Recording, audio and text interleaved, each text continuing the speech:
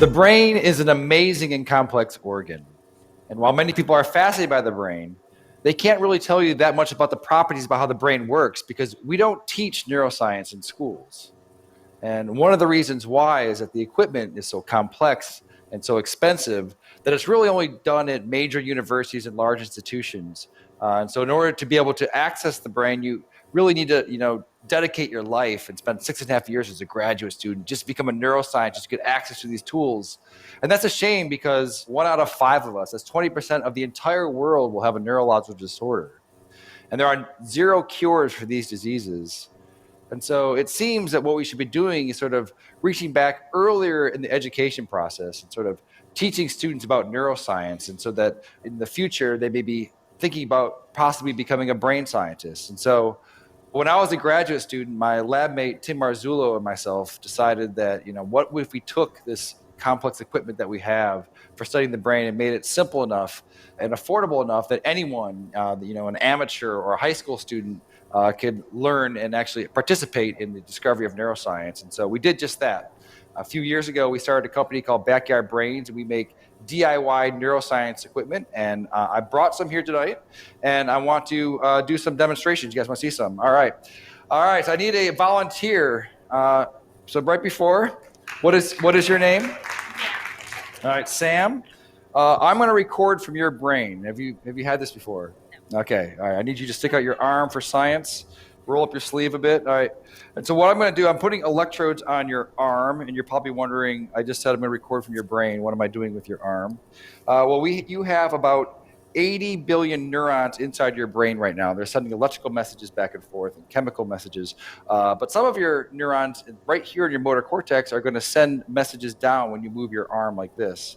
They go down across your corpus callosum, down onto your spinal cord, your lower motor neuron, out to your muscles here. And that is electrical discharge. It's going to be picked up by these electrodes right here.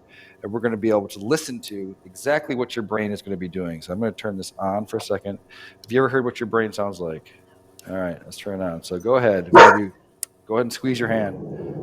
All right, so what you're listening to, so this is your motor units that are happening right here. Okay, so let's take a look at it as well. So I'm going to stand over here. I'm going to open up our app here. So now I want you to squeeze. Yeah, so right here, these are the motor units that are happening from her spinal cord out to her muscle right here. And as she's doing it, you're seeing the electrical activity that's happening here. You can even click here and try to see one of them. So keep doing it really, really hard. Yeah, so now we've paused on one motor action potential that's happening right now inside of your brain. Okay, do you guys want to see some more? All right, that's interesting, but let's get it better. Okay, I need one more volunteer. Okay, what is your name, sir? Miguel. All right. You're going to stand right here. So Miguel, when you're moving your arm like this, your brain is sending a signal down to your muscles right here. I want you to move your arm as well. All right, so your brain is going to send a signal down to your muscles. And so it turns out that there is a nerve that's right here that runs up here that innervates these 3 fingers.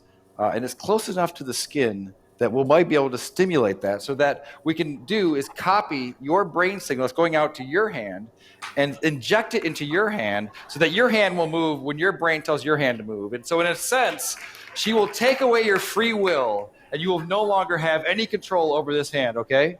You with me? All right, so I just need to hook you up. All right, so I'm going to find your ulnar nerve, which is probably right around here. You don't know what you're signing up for when you come up. So now I'm going to move away, and I'm going to plug it into our human-to-human interface over here. Okay, so Sam, I want you to squeeze your hand again. All right, do it again. All right, perfect. So now I'm going to hook you up over here so that you get the stimulus. It's going to feel a little bit weird at first. This is going to feel like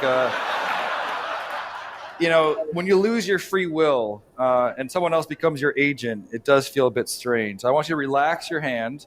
All right, and Sam, you're with me? All right, so you're gonna squeeze. I'm not going to turn it on yet, so go ahead and give it a squeeze. All right. So now, are you ready, Miguel? Ready as I'll ever be. Okay, so I've turned it on. So go ahead and turn your hand. Do you feel that a little bit? Okay, do it again. Oh, a little bit. A little bit. Okay, so relax. No, hit it again. Okay. Oh, perfect. All right, so relax. Do it again. All right, so now. All right, so right now, your brain is controlling your arm, and it's also controlling his arm. So go ahead and just do it one more time. All right, so that's perfect. So now, what would happen if I took over my control of your hand? And so just relax your hand. What happens? Nothing. Why not? Because the brain has to do it. Now you do it again. All right, that's perfect. All right, well, thank you guys for being such a good sport. This is what's happening all across the world, electrophysiology. We're going to bring on the neuro revolution. Thank you.